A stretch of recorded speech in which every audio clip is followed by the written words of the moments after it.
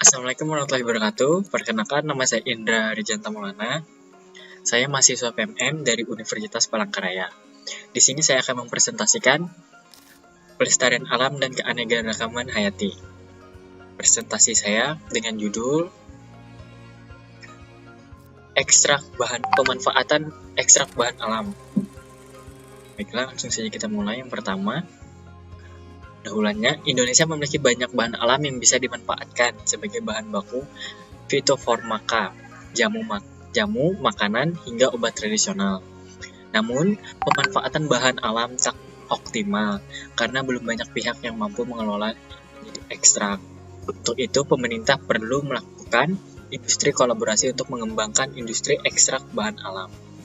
Bahan alam cenderung lebih aman dibandingkan dengan bahan kimia sintetis karena mereka bisa kurang berpotensi menyebabkan efek samping yang merugikan bagi manusia dan lingkungan. Misalnya penggunaan bahan alam dalam kosmetik dan produk perawatan kulit, mengurangi resiko iritasi dan alergi pada kulit. Lalu selanjutnya, bahan alam dapat ditemukan di alam secara luas dan dapat diperbaharui secara berkelanjutan jika dikelola dengan baik. Hal ini berbeda dengan bahan kimia sintetis yang seringkali tergantung pada sumber daya non-daur ulang yang terbatas. Beberapa contoh bahan alam yang biasanya digunakan adalah jahe. Jahe biasanya digunakan dalam produk kesehatan seperti suplemen untuk meningkatkan sistem kekebalan tubuh dan meredakan gejala flu. Lalu ada kencur. Kencur juga sering digunakan untuk produk kosmetik karena memiliki sifat antiinflamasi dan penyegaran kulit. Dan ada juga kunyit. Biasanya kunyit bersifat antioksidan yang kuat sehingga biasanya digunakan untuk suplemen kesehatan seperti kesehatan sendi dan sistem pencernaan. Menurut riset tanaman obat dan jamu, Ristoja pada 2017 yang dilakukan oleh Balai Besar Penelitian dan Pengembangan Tanaman Obat dan Obat Tradisional Kementerian Indonesia, di Indonesia terdapat 11.218 tanaman obat.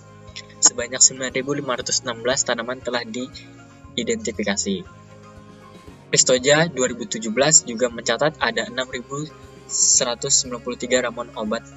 tanaman obat yang paling banyak digunakan dalam ramuan adalah kunyit, yang kedua ada jahe, yang ketiga ada jamu biji, yang keempat ada sirih sebanyak 177 ramuan dan mengkudu sebanyak 145 ramuan.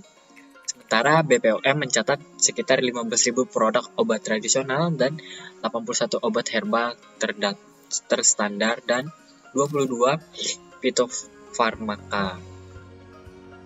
Selanjutnya ada pengobatan tradisional masih dimanfaatkan sebagian masyarakat. Berdasarkan riset kesehatan dasar 2018, sebanyak 48% rumah tangga di Indonesia mengkonsumsi ramuan jadi dan 31,8% rumah tangga memanfaatkan ramuan buatan sendiri. Pemerintah berencana mempercepat pengembangan dan pemanfaatan tanaman obat. Hal ini sejalan dengan Instruksi Presiden Nomor 6 Tahun 2016 tentang percepatan pengembangan industri farmasi dan alat kesehatan. Selanjutnya, menurut Direktur PT Industri Jamu dan Farmasi Sido Muncul, Irwan Hidayat, Indonesia kaya akan bahan alam, tetapi banyak proses yang perlu dilakukan sehingga membuatnya menjadi ekstrak itu masih minim. Padahal ekstrak bahan alam dibutuhkan industri antara lain adalah produksi fitofarmaka dan obat tradisional, jamu dan makanan itu sangat.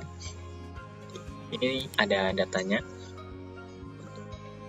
Yang menggunakan ramuan jadi itu ada 48%, racik sendiri ada 31% dan tidak terdata 1%.